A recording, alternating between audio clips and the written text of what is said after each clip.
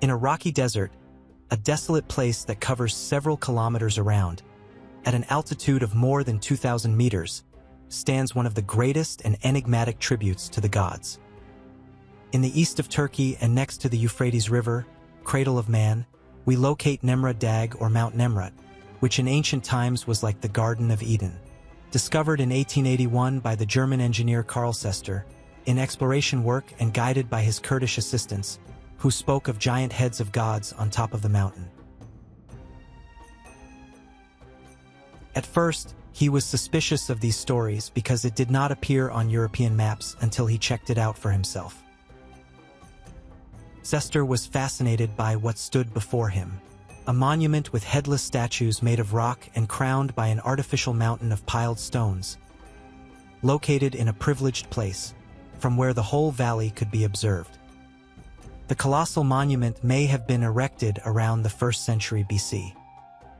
It consists of 3 terraces cut into the mountain and oriented to the cardinal points, north, east, and west.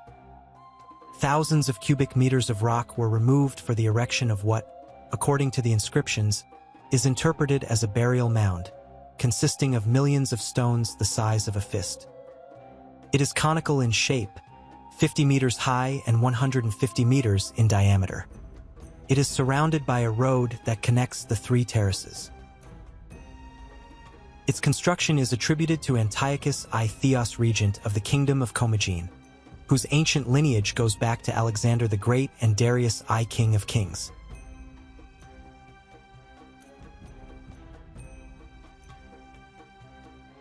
So Antiochus I has a Persian, Greek, and even Egyptian heritage that has led him to unite the different cultures in a monument, which is a proof that all the gods of mankind have always been the same but with different names. According to the inscriptions, he wanted to raise a high and sacred place to be far from men and close to the gods. These giants, measuring up to 10 meters in height with Greek features and Persian attire, fuse the gods of the East and West, as they commonly represent Greek and Persian gods, both of Sumerian origin. Antiochus defined the sepulchre as hierothesian, which in Greek means sepulchral place consecrated to a cult. He wanted to convert Commagene, as it appears in the inscriptions, in the common abode of all the gods. His intention was to unify the gods of the different cultures that inhabited the earth. There is an inscription that says that the thrones of the gods, as King Antiochus himself called them, were built to be indestructible, to resist the ravages of time and thus preserve the external form of his person, turning the monument into a sacred tomb, whose burial chamber has not been found. We can see the Greek god Apollo, also the representation of the Persian solar god Mithras, who has his counterpart in the Greek god Helios and with traits of Hermes. We also have Commagene Persian goddess that is equivalent to the Greek goddess, Tyche. In the center, the Greek god Zeus and his Persian counterpart Oromasdes, who takes the heritage of the Persian god Ahura Mazda. Fourthly, the inscriptions show that it is King Antiochus I Theos, who adds to his name the word Theos, which means God in Greek. And finally, the figure representing Hercules or Art Agnes, Persian god of war that has its equivalent in the Greek god, Ares. Both sides are protected by the representation of the lion and the eagle that are related to the symbols of ancient Egypt. On the west terrace, there is a rock wall with a very interesting bas-relief showing a lion almost 2 meters high. It represents the constellation Leo, which makes it one of the oldest horoscopes in the world. This figure is a scene that shows a photograph of the firmament, which marks a specific date, according to the position of the stars with respect to the constellation of Leo. This constellation was already very important in ancient Egypt. The Great Sphinx of Giza was built so that its gaze was oriented towards this constellation exactly 12,500 years ago. In its beginnings, the Sphinx had the face of a lion, and the face was carved later. We observe the existing disproportion between the head and the rest of the body and the marks of the passage of time. The great lion of the Sphinx is the guardian of the entrance to the Hall of Records that is under its claws. Also on the West Terrace has been preserved a series of stone slabs on which Antiochus can be seen shaking hands with the gods, showing himself as an equal among them. If we look at the figure of the king, we can see some similarities with Nimrod, the false savior. Builder of the Tower of Babel, also known as Dagon or Dagon, comes from the Hebrew word dag, which means fish, so it is called fish god and is represented as half fish and half human. They would be considered as amphibious or reptilian beings. Perhaps this is the origin of the word dragon.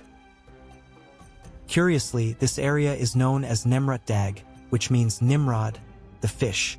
Analyzing the bas-reliefs, we see in the figure of the king wearing a crown with a very peculiar shape similar to that of Nimrod or Dagon. Also, if we look at what Nimrod grabs with one hand, we can see an object in the shape of a tree or branch, which coincidentally also carries the king in his waist. Dagon is also related to the god Baal, whose name means master or lord, was known as father of all gods, the supreme god, the creator. God of the Mesopotamian culture, whose only representation is found in a figurine that was found in the Lebanese city of Baalbek, city that takes its name. Put photos. The attire of his head is related to the caps of the Persian tradition represented in the gods of the Nemrut monument.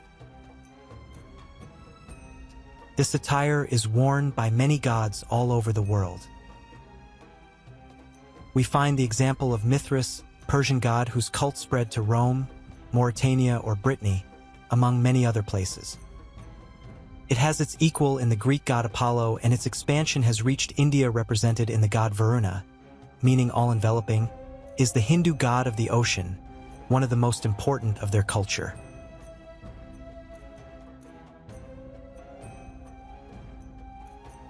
On his head there is a headdress that resembles the Persian caps and whose shape extends throughout the east.